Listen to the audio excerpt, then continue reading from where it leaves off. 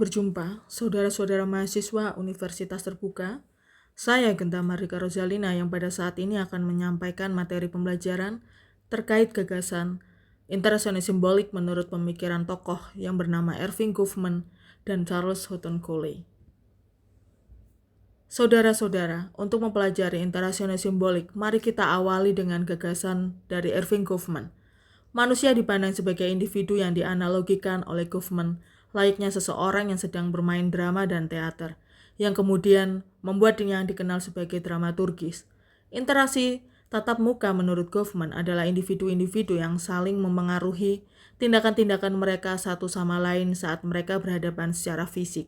Agar mereka dapat berhadapan, maka diperlukan arena kegiatan yang terdiri dari individu di dalam suatu penampilan, sedangkan orang lain yang mengamati penampilan dari seorang individu disebut dengan penonton. Untuk menampilkan pertunjukan dari seorang individu di suatu arena diperlukan kerjasama tim dan penonton. Sedangkan panggung untuk menempatkan penampilan dibagi menjadi dua bagian, yaitu panggung depan, front stage, dan panggung belakang, backstage. Panggung depan adalah arena penampilan dari individu beserta tim untuk ditampilkan serta diharuskan hadirnya para penonton. Sedangkan panggung belakang adalah arena penampilan individu beserta tim tanpa hadirnya para penonton. Menurut Goffman, untuk memahami interaksi-interaksi yang terjadi maka dapat ditelusuri melalui dua dimensi, yaitu dimensi fisik dan dimensi sosial. Dimensi fisik diartikan sebagai ruang di mana kegiatan-kegiatan tersebut berlangsung, sedangkan dimensi sosial diartikan sebagai rangkaian-rangkaian pertemuan yang dilakukan oleh para tim yang terlibat kerjasama untuk memahami mengapa mereka harus melakukan tindakan-tindakan tersebut. Saudara-saudara mahasiswa, selanjutnya kita akan mempelajari gagasan interaksi simbolik menurut Charles Houghton Coley. Coley juga mendefinisikan diri sebagai sesuatu yang dirujuk pada percakapan biasa melalui kata ganti orang pertama, seperti aku, I, daku, me, milikku, mine, dan diriku, myself. Adapun tiga komponen dalam teori cerminan diri, looking girl self, yang dibentuk oleh James Houghton Coley, yaitu 1. Persepsi.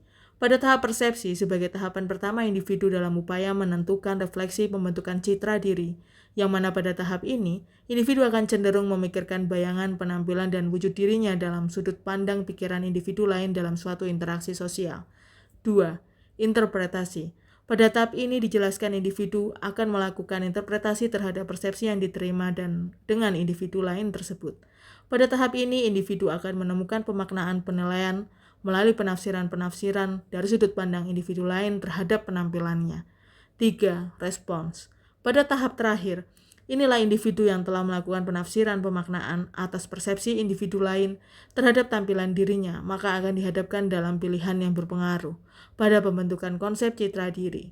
Pada tahap ini, respons positif dari individu lain terhadap penampilan diri akan mengarahkan terbentuknya konsep citra diri yang positif juga. Sebaliknya, ketika persepsi negatif yang muncul sebagai respon terhadap tampilan individu, maka akan mengarah terbentuknya konsep citra diri yang negatif pula. Saudara-saudara mahasiswa, sekian untuk materi pada hari ini. Saya berharap saudara-saudara dapat memahami teori yang saya sampaikan dari kedua tokoh tersebut. Sekian pertemuan pada hari ini. Saya ucapkan terima kasih.